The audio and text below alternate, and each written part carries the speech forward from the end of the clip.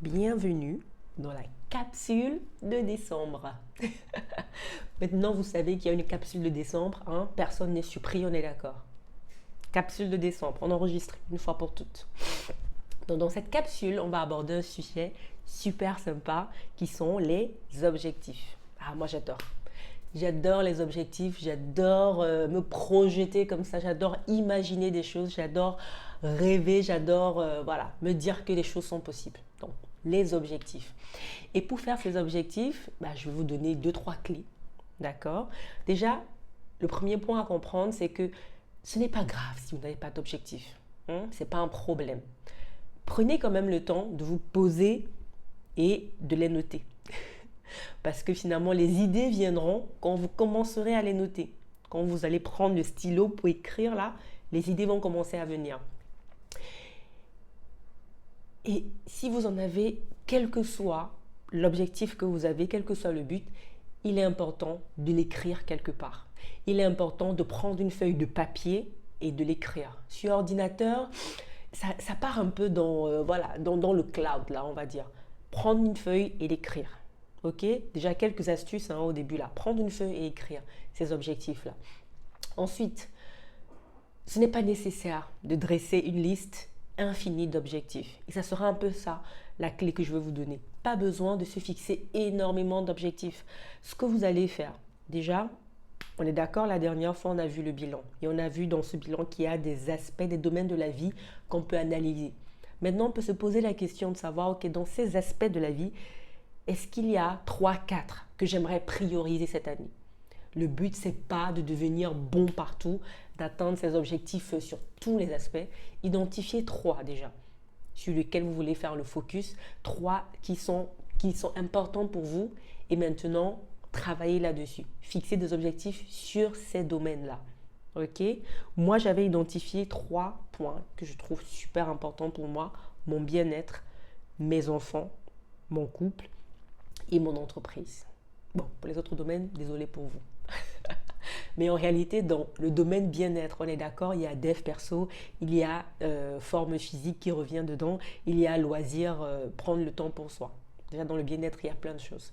Donc, identifiez 3 aspects sur lesquels vous voulez faire le focus et ensuite, définissez vos objectifs là-dedans. D'accord? Et après, on va rentrer dans la phase de planification. Ok? Parce que un point que je voulais vous dire aussi, c'est finalement d'essayer de déterminer les petites choses qui vous permettront de les réaliser. Les petits pas que vous devriez faire pour réaliser le gros objectif que vous vous êtes fixé. D'accord? Et c'est pour ça que je parle de planification.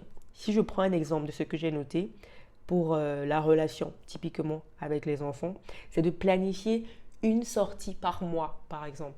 Anticiper et me dire, ok, si je peux même déjà anticiper les 12 sorties que je ferai sur les 12 prochains mois. Mais on ne va pas quand même s'emballer, on va faire juste le programme jusqu'à l'été prochain. Donc, sur les 6 prochains mois, quelles sont les sorties que je veux faire? Quel samedi précisément ou quel dimanche précisément je veux sortir avec mes enfants? Là, je m'oblige à me caler ce moment en fait avec eux où je serai vraiment dédiée avec eux. Oh, batterie. Sorry, je ne sais pas où est passé mon flash, mais c'est pas grave parce que de toute façon on arrivait déjà sur la fin.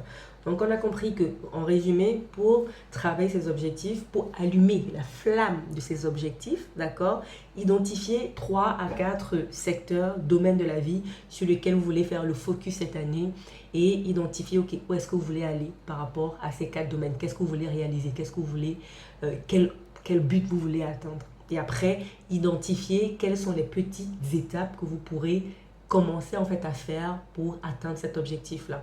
En gros, subdiviser ça un peu en petits pas. D'accord? Et planifier finalement ces actions-là sur une période, sur une durée. Si on rentre dans le SMART, avoir des objectifs SMART, réalisables, mesurables, atteignables et définis dans un temps, dans une bien période. Pendant les 6 prochains mois, je veux atteindre ça, je veux faire ça. D'accord? C'est bien précis, c'est calé dans le temps, c'est pas infini, c'est calé dans le temps.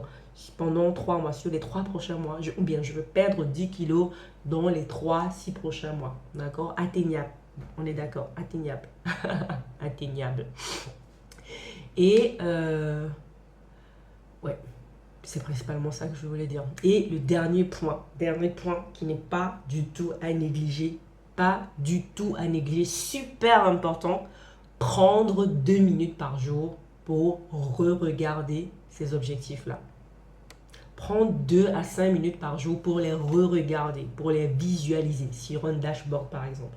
Prendre 2 à 5 minutes pour les réécrire, ces objectifs tous les jours, pour les relire, pour que ça reste. Sinon, on oublie en fait qu'on avait fixé des objectifs en début d'année. D'accord? Donc, ça c'est le point qui est super important. Prendre le temps de relire ces objectifs tous les jours que Dieu a créés.